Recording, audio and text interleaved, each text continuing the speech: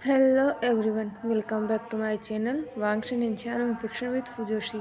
तो कैसे हो आप सब? आई होप कि आप सब अच्छे होंगे। तो आइए क्रूल फेथ के नेक्स्ट पार्ट को स्टार्ट करते हैं। उससे पहले गाइस आई एम सॉरी कि अगर इस वीडियो में कोई बैकग्राउंड वॉइस होगी। वैसे तो मेरी हर वीडियो में बैकग्राउंड वॉइस बहुत ज़्यादा होती है, लेकिन इसमें थोड़ी ज़्यादा होने वाली है। मैंने कोशिश की कि मैं इसे इग्नोर कर सकूँ, लेकिन मैं इतनी देर से बैठी हूँ, ये आवाज़ बंद होने का नाम ही नहीं ले रही है। तो मुझे रिकॉर्ड करना होगा, और मैं जानती हूँ कि मेरी वीडियोस में बहुत ज़्यादा बैकग्राउंड नॉइज़ आती है। तो मैं कोशिश करती हूँ कि कम से कम ले सकूँ, लेकिन जहाँ मैं रहती हूँ वहाँ पर बहुत सारे लोग रहते हैं, तो बैकग्राउंड वॉइस जो बहुत ज़्यादा आती है। तो आपके इस ऑथर को या नरेटर को माफ़ कर देना। और आइए आज की पार्ट को स्टार्ट करते हैं। अगर उससे पहले आप मेरे चैनल में नए हो तो चैनल को सब्सक्राइब कर दीजिए, वीडियो को लाइक कीजिए और शेयर कीजिए दोस्तों के साथ। और कमेंट कीजिए कि आपको ये एफएफ कैसा लगा, क्योंकि शायद मुझे लग रहा है कि आज ये एफएफ एंड हो जाएगा। एंड आइए स्टार्ट करते हैं। लास्ट पार्ट में हमने देखा था कि वेंचिंग ने वांग जी को स्टेप कर दिया था, और उसके बाद वांग जी बेहोश हो चुका था, या फिर कहें कि वो कोमा में जा चुका था। उसके बाद वेंचिंग को वींग ने पनिशमेंट दी थी, और जानबूझकर उसे ऐसा खाना दे रहा था जिसमें जहर था, लेकिन ना तो वींग को इससे कोई फ़र्क पड़ रहा था और ना ही वेंचिंग को, क्योंकि उसने पता चल गया था कि उसने जो किया है वो गलत है। उसे अपनी जेलेसी में आकर वांग जी पर हमला नहीं करना चाहिए था। उसके बाद उसने वांग जी को जो जहर दिया था उसका एंटीडोट भी उसने उसे दे दिया था। और फिर हिलर ने विंग को एक शॉकिंग बात बताई थी। वो बात थी कि उस हमले में या उस जहर की वजह से विंग ने अपने बेबी को खो दिया है। वांग जी प्रेग्नेंट था, तो विंग बहुत ज़्यादा टूट चुका था, और सब जो था वो टूटा था कि वांग जी होश में नहीं आ रहा था बहुत कोशिश करने के बाद भी। आज भी विंग वांग जी के पास ही बैठा हुआ था और उससे बातें कर रहा था। विंग ने वांग जी से बातें करते हुए कहा, जाव जुशु शादी करने वाला है, क्या तुम उसकी शादी को अटेंड नहीं करना चाहते? हे, मैं तुमसे बात कर रहा हूँ, क्या तुम मुझे सुन भी रहे हो या नहीं? विंग ने पूछा। विंग ने अपने आंसुओं को पूछा, और उसने वांग जी के हाथ पर बहुत सारे किस दिए। बाओबे, मैं तुमसे बहुत प्यार करता हूँ, तुमने मुझे बहुत ज़्यादा इग्नोर कर लिया है, अब तो उठ जाओ, विंग ने कहा। विंग ने साई किया और उस रेबिट की तरफ देखा, और विंग ने स्निक किया। आउच! लंजा, ये तुम्हारा रेबिट बहुत ज़्यादा मेहनत से, देखो इसने मेरे हाथ पर बाइट कर लिया और अब इससे तो खून निकल रहा है। लंजा, लंजा देखो, क्या तुम मुझे सुन सकते हो? मुझे चोट लगी है, विंग ने कहा। और उस रेबिट ने विंग की तरफ देखा, और जिसे वो कहना चाह रहा हो कि मैंने तुम्हें कब बाइट किया। विंग ने लेनवांग जी की तरफ देखा, लेकिन उसमें उसे कोई भी इम्प्रूवमेंट नहीं दिखा। उसने लेवांग जी के हाथ को पकड़ा और उसके साथ रूम में बैठ गया, और वो रेबिट भी चुपचाप वहीं पर बैठ गया और उसने कोई मूव नहीं किया। विंग को उनके वांगशन म्यूज़िक के बारे में याद आया। उसने अपनी चेंचिंग निकाली और उस म्यूज़िक को प्ले करना स्टार्ट कर दिया, और वो रेबिट्स जो भी वांग जी के ऊपर बैठा था वो तुरंत विंग के लेप में आ गया और वहाँ पर बैठ गया।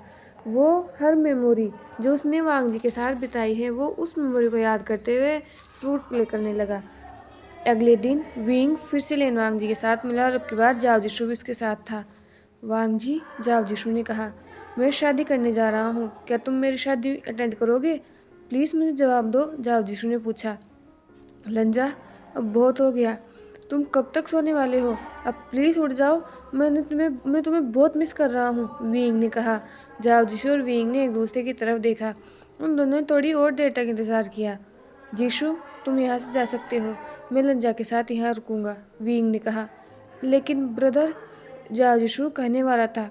मैंने कहा जाओ, मैं जानता हूँ कि ये जल्दी ही होश में आ जाएगा, इसे होश में आना ही होगा, विंग ने कहा। जाओ जिशु ने अपना सिर हिलाया, और विंग ने वांग जी के हाथ को रब किया। अचानक वांग जी की फिंगर मूव हुई। विंग ने वांग जी की तरफ देखा, और फिर उसने वांग जी के फेस की तरफ देखा। वांग जी की आंखें मूव हो रही थी।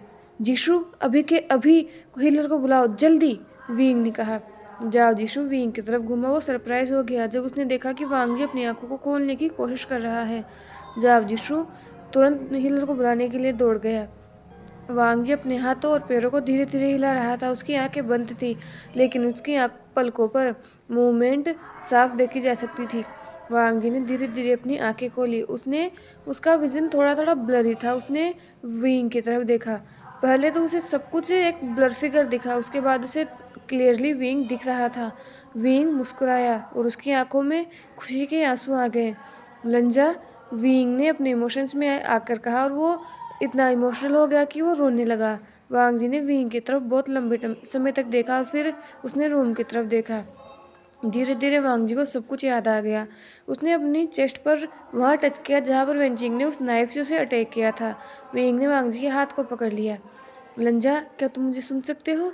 विंग ने पूछा। वांग जी ने विंग की तरफ देखा। उसने धीरे से अपने सिर को हिलाया। विंग ने वांग जी के दोनों हाथों पर किस किया और वांग जी ने फिर से धीरे से अपना सिर हिलाया। जल्द ही हीलर रूम के अंदर आ गया। विंग और जाओ को रूम से बाहर रुकना था। वांग जी को चेक करने के बाद अब उन्हें कन्फर्म हो गया था कि वांग जी अब किसी भी खतरे में नहीं है। उसके बाद विंग और जाओ वांग जी से मिल पाए। विंग उस बेड के कॉर्नर पर बैठ गया। वांग जी ने भी बैठने की कोशिश की। विंग ने वांग जी को बैठने में मदद की और उसकी बैग के पीछे एक पिलो रख दिया। लंजा, तुम ठीक हो? क्या तुम्हें पानी चाहिए? क्या तुम्हें भूख लगी है? क्या तुम्हें कहीं पेन हो रहा है? विंग ने जल्दबाजी में पूछा। वांग जी ने स्माइल की और उसने अपना सिर नामे हिलाया। वो शैन ब्रदर, इतने सवाल उनसे मत पूछिए, वो अभी अभी कोमा से बाहर आए हैं, उन्हें सोचने का थोड़ा टाइम तो दीजिए, जाओ ने कहा। विंग ने जाओ की तरफ देखा और अपने सिर को हिलाया। विंग और जाओ वांग जी के साथ रहे। विंग ने और ज़्यादा क्वेश्चन नहीं पूछे। वो बस वांग जी के साथ ठीक नॉर्मली बातें कर रहा था। मैंने तुम्हें बहुत मिस किया। मैं तुम्हें हमेशा उठने के लिए कहता था लेकिन तुम हमेशा ज़िद्दी बनकर बस पूरे दिन सोते रहते थे। तुम्हें पता है, मैंने वेंचिंग को पनिशमेंट दे दी है। उसने तुम पर अटैक किया था और उस नाइफ में पॉइजन था और वो तुम्हें खाने में भी पॉइजन दे रही थी, इसीलिए तुम्हारी हेल्थ बिगड़ रही थी। विंग ने वो कहने वाला था और वो रुक गया। और फिर तुमने अपने जीने का डिज़ायर ही खो दिया, तुम बीमार पड़ गए, विंग ने कहा और उसने अपना सिर झुका लिया। जाओ खड़ा हो गया क्योंकि वो इन दोनों को बॉदर नहीं करना चाहता था। वो इन दोनों के बीच थर्ड व्हील नहीं बनना चाहता था। वांग जी चुपचाप विंग की तरफ देख रहा था। उसे रिलीफ फील हुआ कि अब उन्हें वेंजिंग और ज़्यादा बॉदर नहीं करेगी। वांग जी टायर्ड था, इसलिए उसने अपने सिर को विंग के शोल्डर पर रख लिया। विंग ने और ज़्यादा बात नहीं कि उसने वांग जी को अपने शोल्डर पर रेस्ट करने दिया। विंग ने अपने काम से थोड़ा दिनों के लिए छुट्टी ले ली, अपना सारा काम जाओ को दे दिया। एक हफ्ते तक विंग ने वांग जी का ख्याल रखा। वो बहुत ज़्यादा पॉजिटिव हो गया था अपने हस्बैंड को लेकर। वो वांग जी के क्लोज किसी को नहीं जाने देता था। यहाँ तक कि विंग वांग जी के लिए जो भी फूड आता था उसे भी खुद टेस्ट करता था, उसके बाद वांग जी को देता था। विंग खुद वांग जी को मेडिसिन देता था और हमेशा वांग जी की हर चीज़ करने में मदद करता था। वो अपने हस्बैंड होने की हर ड्यूटी को ठीक से निभा रहा था और वांग जी को ग्रेटफुल फील हो रहा था क्योंकि उसे इतना अच्छा हस्बैंड मिला था। वांग जी विंग की उस केयर को बहुत अच्छी तरह से एंजॉय कर रहा था।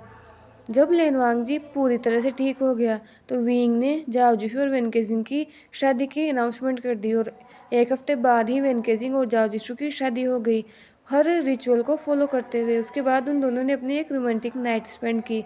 जाओ और वेनकेजिंग ने डिसाइड किया कि वो उस फार वे विलेज में चले जाएंगे और मिसेस गू के साथ रहेंगे। एक हफ्ता यूनमेंग में बिताने के बाद जाओ और वेनकेजिंग उस फार अवे विलेज में जाने के लिए तैयार हो गए। उन्होंने विंग और वांग जी को अलविदा कहा और उन्हें प्रॉमिस किया कि वो जब भी कोई स्पेशल ओकेज़न होगा तो यूनमेंग में ज़रूर आएंगे और मिसेस गू और गुजिया को भी लेकर आएंगे। उसके बाद जाओ और वेनकेजिंग यूनमेंग को छोड़कर चले गए। अब सिर्फ विंग और वांग जी ही लोटस पेयर में रुके हुए थे। 2 महीने बाद 2 महीने बीत चुके थे जब जाजूश और वेनकेजिंग की शादी हुई थी और अभी ये बसंत का मौसम आ चुका था। फूल खिल रहे थे, हर जगह फूल खिल रहे थे और इस स्पेशल ओकेज़न पर विंग डिसाइड किया कि वो वांग जी को पूरा यूनमक दिखाएगा। वांग जी ने यूनमक को पहले भी देखा है लेकिन ये पहली बार होगा जब वो विंग के साथ घूमेगा। लंजा, क्या तुम तैयार हो बाबे? विंग ने पूछा। वांग जी ने अपना सिर हिलाया और उसने हल्का सा अपनी आंखों पर मेकअप लिया और अपने लिप्स पर लिपस्टिक लगाई। उसके बाद उसने अपने चीक्स पर हल्का सा ब्लश लिया और उसने विंग के हाथ को पकड़ लिया। विंग ने स्माइल की और उसने वांग जी के फोrehead पर किस किया। उसने वांग जी के बालों में उस जेड हेयर पिन को वांग जी ने विंग के बालों में उस जेड हेयर पिन को नोटिस किया जो उसने दी थी। उसने स्माइल किया कि विंग अभी भी इस हेयर पिन को पहनता है जो उसकी माँ की थी। तुम बहुत ब्यूटीफुल लग रहे हो, मैं बहुत ग्रेटफुल हूँ कि तुम मेरे हस्बैंड हो, विंग ने कहा। वांग जी ब्लश करने लगा। उसने अपने सिर को नीचे झुका लिया। विंग और वांग जी रूम से बाहर आ गए। एक गार्ड विंग के पास आया और उसने उसके सामने बो किया। क्या हुआ? विंग ने पूछा। क्लेन लीडर वी, एक्चुअली वेंचिंग अब नहीं रही, एक बीमारी की वजह से उसकी मौत हो चुकी है, उस गार्ड ने कहा। विंग चुपचाप उस गार्ड की तरफ देख रहा था और वांग जी को शौक लगा। उसे वेंचिंग के लिए सैड फील हुआ। क्या वेनिंग को पता है इस बारे में? विंग ने पूछा। नहीं, उस गार्ड ने कहा। जाओ और उसे इन्फॉर्म करो। वेंचिंग उसकी जिए थी। ये उसका अधिकार है कि वो उसकी मौत के बारे में जाने। और एक ग्रेव वेंचिंग के लिए प्रिपेयर करो। मैं शाम तक वापस आ जाऊंगा, विंग ने कहा। वांग जी ने टाइटली विंग के हाथ को पकड़ लिया और विंग ने वांग जी की तरफ देखा। लंजा, तुम्हें चिंता करने की ज़रूरत नहीं है। उसे वो मिला जो वो डिज़र्व करती थी, ये उसके भाग्य में लिखा हुआ था, विंग ने एक स्माइल के साथ कहा। विंग और वांग जी लोटस पियर से बाहर आ गए। मार्केट में विंग और वांग जी मार्केट में घूम रहे थे। उन्होंने एक दूसरे का हाथ पकड़ रखा था। वांग जी अभी भी वेनिंग को लेकर टेंस्ड था क्योंकि उसकी सिस्टर की मौत हो चुकी थी और विंग वांग जी के माइंड को डिस्ट्रैक्ट कर रहा था। बहुत सारे गार्ड उन्हें सीक्रेटली फॉलो कर रहे थे ताकि वो विंग और वांग जी को किसी भी खतरे से प्रोटेक्ट कर सके। विंग उन्हें स्ट्रीट की तरफ देख रहा था और वो रुक गया। अंकल जियांग ने मुझे यहाँ ढूंढा था। मैं इस कचरे में से खाना ढूंढ रहा था और मैं बहुत भाग्यशाली था कि अंकल जियांग ने मुझे यहाँ ढूंढ लिया, विंग ने कहा। वांग जी ने विंग की तरफ पिटीफुल आइज से देखा। फिर मैं शिजे और जियांगचेंग से मिला। जैसा कि तुम जानते हो, मैडम ने मुझे बिल्कुल पसंद नहीं किया, लेकिन उस युद्ध के पहले उन्होंने मुझे एक्सेप्ट कर लिया था, विंग ने कहा और उसने अपना सिर हिलाया। वांग जी ने विंग की तरफ चिंतित होकर देखा। छोड़ो उसे, वो बस पास्ट था। और लेकिन मेरी कुछ पास्ट मेमोरीज अच्छी भी थी, तुम उन्हें बहुत एंजॉय करोगे। चलो मैं तुम्हें दूसरी जगह भी दिखाता हूँ, विंग ने कहा। वांग जी ने अपना सिर हिलाया। विंग वांग जी को लोटस लेक के पास ले गया। बचपन में मैं रात को यहाँ पर आया करता था, जियांगचेंग के और मैं यहाँ पर छुपकर लोटस सीड्स खाया करते थे, विंग ने कहा और वो गिगल करने लगा। वांग जी ने भी स्माइल की। उसने विंग और वांग जी अब लोटस लेक के किनारे चलने लगे। जब मैं टीनेजर था तो मैं यहाँ पर बहुत सारी जवान लड़कियों के साथ फ्लर्ट किया करता था और वो सारी लड़कियाँ मेरे ऊपर बस पागल थी क्योंकि मैं बहुत ज़्यादा हैंडसम था, विंग ने टीजिंगली वांग जी की तरफ देखते हुए कहा। वांग जी ने एक सस्पिशियस फेस बनाया और उसने विंग की तरफ देखा। विंग ने वांग जी के चीक्स को खींचते हुए कहा, ओ माय लिटिल हस्बैंड, क्या तुम जेलस हो? तुम्हें जेलस होने की ज़रूरत नहीं है, मैं तुम्हें बस चिढ़ा रहा था, विंग ने कहा और वो हंसने लगा। वांग जी ने विंग के हाथ को स्लेप मारकर हटा दिया और उसने पाउट बनाया। विंग ने वांग जी के लिए कुछ लोटस सीड्स लिए और उसे खाते हुए वो लोग चलने लगे। विंग ने और भी फूड आइटम्स वांग जी के लिए खरीदी जो वांग जी बहुत खुशी खुशी खा रहा था। विंग वांग जी को एक घर के पास ले गया। वो उस घर में चोरी से घुस गया और बहुत सारी हैंस और कोक उस घर के अंदर थे। तुम्हें पता है लंजा, बचपन में मैं इन्हें हैंस और कोक्स को चुराया करता था और फिर इन्हें हम रोस्ट करके खाया करते थे। जियांगचेंग भी मुझे इस चीज़ में सपोर्ट करता था, वो हर मेरी काम में मुझे सपोर्ट करता था। विंग हंसने लगा और अपने उन बचपन के दिनों को याद करने लगा। वांग जी ने विंग की तरफ देखा जो कि अब चेयरफुली हंस रहा था और एक ब्यूटीफुल स्माइल वांग जी के फेस पर भी आ गई। उसके बाद विंग वांग जी को और दूसरी बहुत सारी जगह पर ले गया जो उसके लिए यादगार थी। उसने वांग जी को बहुत सारी जगह दिखाई और अपनी बचपन की कहानियाँ उसे सुनाने लगा। वांग जी ने भी हर पल विंग के साथ एंजॉय किया। विंग सच में एक चीयरफुल पर्सन था और वो बिल्कुल किसी 3 साल के बच्चे की तरह एक्ट करता था और ये सिर्फ वांग जी के सामने ही था। वो दोनों ही स्प्रिंग सीजन की इस ब्यूटी से मिसमराइज हो चुके थे। वांग जी उन फूलों की तरफ देख रहा था। विंग ने फूल को वांग जी के बालों में रखा और वांग जी बहुत ब्यूटीफुल लग रहा था। जब विंग और वांग जी वापस घर की तरफ लौट रहे थे तब विंग की आंखें एक बच्चे पर गई। वो बच्चा दौड़ रहा था और उसके हाथ में एक बन था। बहुत सारे डॉग्स उसके पीछे भाग रहे थे। विंग डर गया। उसने जब कुत्तों को देखा वो बहुत ज़ोर से चिल्लाया और वांग जी के पीछे छुप गया। तब वांग जी ने भी उन कुत्तों की तरफ देखा। उसने अपनी बिचिन निकाली और उस छोटे बच्चे को उन कुत्तों से बचा लिया। वांग जी ने उस बच्चे की तरफ देखा। थैंक यू गा, उस छोटे बच्चे ने कहा।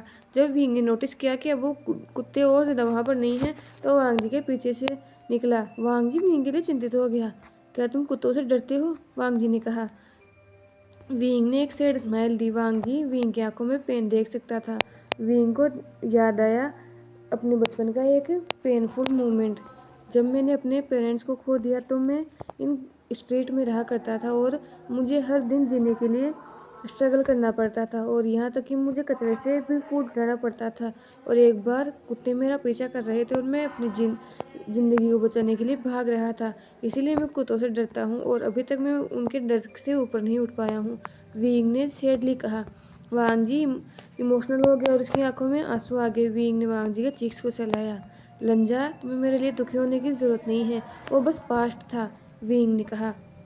विंग ने उस बच्चे की तरफ देखा। उस बच्चे ने वांग जी के पैर को पकड़ लिया और वो रोड पर बैठ गया। फादर, उस बच्चे ने कहा। वांग जी को ऑकवर्ड फील होने लगा। वो यहाँ वहाँ देखने लगा और ये देखकर विंग जोर जोर से हंसने लगा। उसने उस सिली किड की तरफ देखा। फादर, फादर, उस बच्चे ने फिर से कहा। विंग भी उस बच्चे के पास अपने घुटनों पर बैठ गया। तुम्हारा नाम क्या है और तुम्हारे पेरेंट्स कहाँ हैं? विंग ने उस बच्चे से पूछा। मेरा नाम आयुआन है और मुझे अपने पेरेंट्स के बारे में कुछ नहीं पता, युआन ने कहा। तो तुम इस मैन को अपना फादर क्यों बुला रहे हो? विंग ने पूछा। क्योंकि क्योंकि मैं भी अपने पेरेंट्स को चाहता हूँ, युआन ने कहा और उसने अपना सिर को झुका लिया। वांग जी और विंग ने एक दूसरे की तरफ देखा। वांग जी ने स्माइल किया। आयुआन ने सोचा कि अब वांग जी उसे डांटेगा, क्योंकि जिस तरीके का उसने बिहेवियर किया था, इसीलिए उसने ज़ोर से रोना शुरू कर दिया। विंग ने अपना हाथ आयुआन के माउथ पर रखा और उसे अपनी गोद में उठा लिया। विंग खड़ा हो गया और उसने आयुआन के माइंड को डिस्टर्ब करने लगा। वांग जी ने युआन के लिए एक बटरफ्लाई टॉय खरीदा। युआन ने उस टॉय की तरफ देखा। उसने उस टॉय को ले लिया और उसके साथ खेलने लगा। उसके बाद वांग जी ने युआन को अपने हाथों में पकड़ लिया। विंग खुश था वांग जी की तरफ देखकर। उसे उसके उस अनबोर्न चाइल्ड के बारे में याद आई जो जन्म लेने से पहले ही मर चुका था। लंजा, अगर तुम्हें कोई प्रॉब्लम ना हो तो क्या हम इसे, विंग ने कहा, पर वो रुक गया। वांग जी ने युआन की तरफ देखा और उसे समझ आ गया कि विंग क्या कहना चाहता है, इसीलिए उसने अपना सिर हाँ में हिला दिया। क्या हम युआन को अडॉप्ट कर सकते हैं? विंग ने अपनी बनी स्माइल के साथ कहा। वांग जी ने स्माइल किया और अपना सिर हिलाया। विंग ने युआन की तरफ देखा और उसने उसके चब्बी चिक्स को पुल किया। युआन, क्या तुम हमारे साथ रहोगे? उस इस यंग मैन ने, जिसने तुम्हें कैरी कर रखा है, ये मेरा हस्बैंड है। तुम हमारे बेटे बन सकते हो। क्या तुम्हें हमें अपने पेरेंट्स के रूप में एक्सेप्ट करोगे? विंग ने पूछा। हाँ, मुझे अपने पेरेंट्स चाहिए, आयुआन ने खुशी खुशी कहा। विंग मुस्कुराया और उसने वांग जी को और आयुआन को एक साथ कडल कर दिया। उसके बाद वो लोग अपने घर की तरफ आ गए।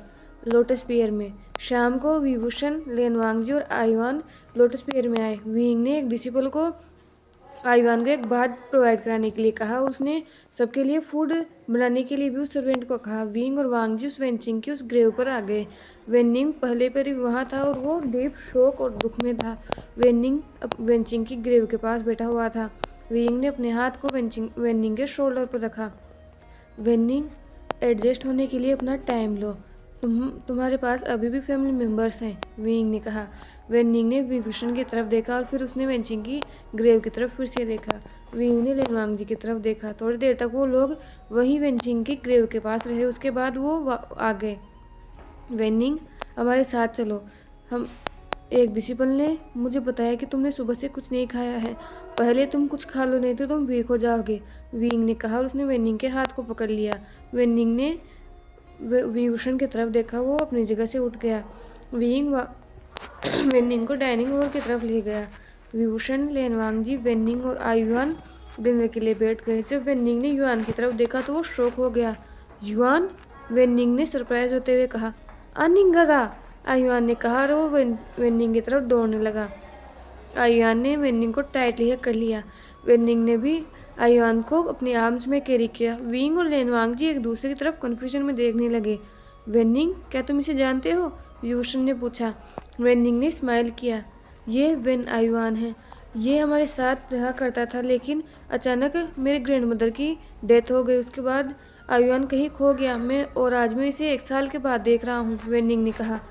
गगा, देखो मेरे पेरेंट्स की तरफ। आज मैंने अपने पेरेंट्स को ढूंढ लिया। अब मैं इनके साथ रहूँगा, युआन ने विंग और लेनवांग की तरफ पॉइंट करते हुए कहा। वेनिंग इमोशनल हो गया। Thank you Vibhushan, thank you लेनवांग जी, वेनिंग ने इमोशनली कहा। वांग ने स्माइल किया। वो वेनिंग के पास आया और उसने आयुआन के बालों को सहलाया। फादर, मैंने आपके माउथ से एक सिंगल वर्ड भी नहीं सुना, क्या आप बोल नहीं सकते? युआन ने इनोसेंटली पूछा। वांग जी चुपचाप युआन की तरफ देख रहा था। विभूषण लेन वांग जी के पास खड़ा हो गया। एक्चुअली हाँ, वो बोल नहीं सकता, लेकिन वो साइन लैंग्वेज में बात कर सकता है, और मैं तुम्हें भी वो साइन लैंग्वेज सिखा दूंगा ताकि तुम अपने फादर से बात कर सको, विंग ने कहा। ओके मदर, आयुआन ने कहा। विंग और वेनिंग की आंखें बड़ी होकर वांग जी हंसने लगा। मैं तुम्हारी मदर नहीं हूँ, मैं भी तुम्हारा फादर हूँ, देखो मुझे, मैं एक मेल हूँ, विंग ने कहा, और वो अपनी चेस्ट को दिखाने लगा। वांग जी ने अपनी हंसी को कैसे भी कंट्रोल किया। उसने विंग के चाइल्डिश बिहेवियर की तरफ देखा। लेकिन एक कपल में हमेशा एक माँ होती है और एक फादर होता है, उन दोनों में से तो आप मेरी मदर हो, युआन ने कहा। आयुआन सुनो, ये दोनों ही मेल है, तो तुम इन दोनों को ही अपना फादर बुला सकते हो। ये दोनों ही तुम्हारे फादर है, ठीक है, वेनिंग ने कहा। युआन ने अपना सर हाँ में हिलाया। उसके बाद वो सभी बैठ गए और सभी आयुआन को फीड करवा रहे थे। वो सभी बहुत ज़्यादा खुश थे आयुआन को अपनी लाइफ में पाकर। रात को डिनर के बाद विंग और वांग जी अपने रूम के अंदर चले गए। जैसे ही वो अपने रूम के अंदर गए, तुरंत विंग ने वांग जी को वॉल पर पुश कर दिया और वांग जी की आंखें बड़ी हो गई। लंजा, आज तुम बहुत ज़्यादा प्रिटी लग रहे हो, और अब मैं खुद को और ज़्यादा कंट्रोल नहीं कर सकता। हम लोगों ने बहुत बहुत ज़्यादा महीनों से सेक्स नहीं किया है, और अब मैं इस चीज़ के लिए क्रेव कर रहा हूँ। मैं तुम्हारे अंदर सेटिस्फाइड होना चाहता हूँ, विंग ने कहा, और उसने उसके लोअर लिप पर बाइट कर लिया। वांग जी को शाय फील हुआ। विंग ने वांग जी की चिन को पकड़ा और उसने अपने उन दोनों के लिप्स को ज्वाइन कर दिया, और आधे घंटे बाद वांग जी और विंग बेड में नेकेड थे, और उन दोनों की बॉडीज स्वेट से वेट थी। विंग वांग जी के साथ एनिमलिक पेस्ट में बस इंटीमेट हुआ जा रहा था, और वांग जी बस सेक्सी फेशियल एक्सप्रेशंस बना रहा था। पूरी रात विंग ने वांग जी के साथ वो सब किया, और उसके बाद उन लोगों ने काउंट भी नहीं किया कि उन लोगों ने कितने राउंड्स लिए। वांग जी ने भी विंग को बहुत ज़्यादा एंजॉय किया, लेकिन उनके प्यार और उन क्रेविंग्स को फुलफिल करने में बस खो गए। विंग ने हर राउंड में अपना प्यार वांग जी को दिखाया। हर राउंड में उसने वांग जी की पूरी मिल्की वाइट बॉडी पर अपने बाइट मार्क्स दिए, और हर थ्रस्ट के साथ वो और डीप और फास्ट जा रहा था, जिससे वांग जी भी उसे एंजॉय कर सके। थोड़े दिनों बाद विंग और वांग जी क्लाउड रेसिस गए लेंशियन और जियांगटिंग से मिलने के लिए। वो आयुआन को भी अपने साथ ले गए, और धीरे धीरे सब कुछ समय के साथ ठीक होने लगा। मेंग्याओ की शादी निमिंगजू के साथ हो गई। यान ली ने जिनक्लेंग के नेक्स्ट हायर को बर्थ दिया। विभूषण लेनवांगजी और आयुआन लेनिंग उस स्पेशल ओकेजन पर गए थे, और विंग ने वांग जियांगयानली के बेटे का नाम जिन रूलेन रखा। उसके बाद आयुआन का नाम भी सिजुई में चेंज हो गया, और उसके बाद वो युनमक का क्लैन लीडर बन गया। 50 साल बाद विंग और वांग जी वो अपनी लाइफ के लास्ट स्टेज में थे। दोनों ही बहुत ज़्यादा ओल्ड हो चुके थे, और उन दोनों के ही अब वाइट हेयर्स आ चुके थे। आयुआन ने जिन रूलेन से शादी कर ली थी, और अब वो युनमक का क्लैन लीडर था। उसके बाद उन दोनों ने ही एक बेबी गर्ल और एक बॉय को अडॉप्ट किया। वो बॉय युनमक का क्लैन लीडर बना। उसका नाम चाओ श्यांग था, और उस गर्ल जिसका नाम दायू था, उसकी शादी दूसरे क्लैन में हो गई थी। रात का समय था। विंग और वांग जी अपने बेडरूम के अंदर थे। वो दोनों ही बेड पर लेटे हुए थे। चांद की रोशनी रूम के अंदर आ रही थी खिड़की के थ्रू। विंग और वांग जी एक दूसरे की तरफ देख रहे थे। लंजा, विंग ने कहा, और वो वांग जी के फेस को सहलाने लगा अपने कांपते हुए हाथों के साथ। वांग जी की आंखों में आंसू आ गए। उसने टाइटली विंग के हाथ को पकड़ लिया, और उसने अपने सिर को विंग के शोल्डर पर रख लिया। मेरा अंत नज़दीक है लंजा। मैं आशा करता हूँ कि तुम मेरे बिना अपनी बची हुई लाइफ अपने ग्रेट ग्रैंड चाइल्ड के साथ तुम बिता पाओगे, विंग ने कहा। वांग जी ने अपनी फिंगर को विंग के लिप्स पर रखा। विंग ने स्माइल किया, और उसने वांग जी की फिंगर पर किस किया। उसने वांग जी के उन सफ़ेद बालों को उसके ईयर के पीछे फिक्स किया।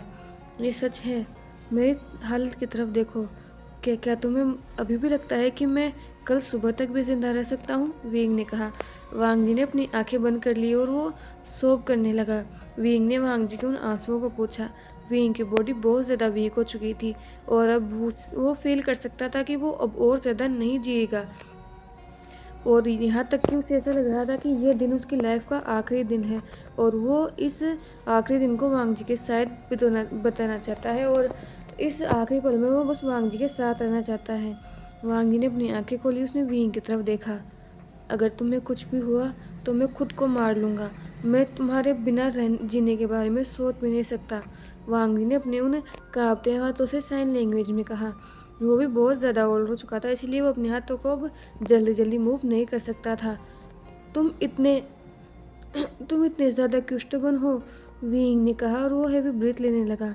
विंग की ब्रीथ और ज़्यादा स्लो हो रही थी। वांग ने अपने आंसुओं को कैसे भी कंट्रोल किया। उसने अपने हस्बैंड की तरफ देखा, जो कि अब अगली सुबह नहीं देख पाएगा। विंग बहुत ज़्यादा ओल्ड हो चुका था और वो अब ज़िंदगी की आखिरी पेस में था। कोई भी मेडिसिन विंग को उसकी मौत से नहीं बचा सकती थी, क्योंकि डेथ एक यूनिवर्सल ट्रूथ है। सब लोग विंग की हेल्थ कंडीशंस के बारे में जानते थे। आज पूरा लोटस पियर शांत था। वो विंग को लास्ट ब्रीथ लेने दे रहे थे, लेन वांग जी के साथ। हीलर ने भी कंफर्म कर दिया था कि विंग किसी भी समय मर सकता है, और ये सब याद करते हुए वांग जी के दिल को ऐसा लग रहा था जैसे उसके दिल को कोई चीर रहा है हर टाइम जब भी वो याद करता है। अगली लाइफ में मैं तुम्हारे साथ रहना चाहता हूँ। हर हर लाइफ में मैं बस तुम्हारे साथ ही रहना चाहता हूँ। मैं तुमसे बहुत प्यार करता हूँ, वांग जी ने साइन लैंग्वेज में कहा, और उसके वो मोती जैसे आंसू उसकी आंखों से बह रहे थे। विंग ने धीरे धीरे अपनी आंखें बंद कर ली। फिर उसने अपनी आंखें ओपन की और वांग जी की तरफ देखा। वांग जी ने विंग के हाथों को चीक्स को पकड़ा, और वो विंग फील कर सकता था कि विंग की बॉडी कोल्ड हो रही है। लंजा, मैं ग्रेटफुल हूँ कि तुम मेरी लाइफ में आए। तुमने मेरी लाइफ को और ज़्यादा ब्यूटीफुल बना दिया। मैं हमेशा तुम्हारी लाइफ हर मोमेंट मैंने तुम्हारे साथ एंजॉय किया है। अगर हम इस अगले जन्म में फिर से मिलेंगे तो मैं तुम्हारे साथ रहना चाहता हूँ। मैं तुमसे ये प्रॉमिस करता हूँ, विंग ने कहा, और वो हैवी ब्रीथ लेने लगा। विंग को सांस लेने में प्रॉब्लम हो रही थी। उसके ईयर लोब्स ब्लू हो गए ऑक्सीजन की कमी की वजह से, और उसके हाथ भी धीरे धीरे ठंडे होने लगे। वांग जी और विंग एक दूसरे की तरफ देख रहे थे।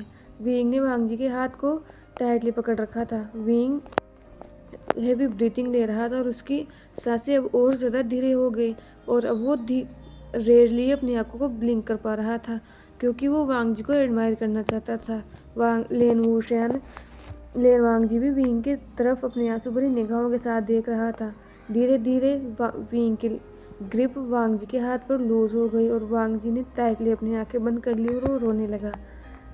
15 मिनट बाद विंग के शरीर ने हार मान ली और उसका अंत नज़दीक था। विंग ने अपने उन कमज़ोर हाथों से वांग जी के आंसुओं को पूछा।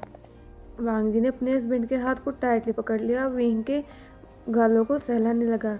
विंग ने अपनी आखिरी ब्रीथ वांग जी की तरफ देखते हुए ली, और उस रूम में बस अब एक पिन ड्रॉप साइलेंस आ गया था।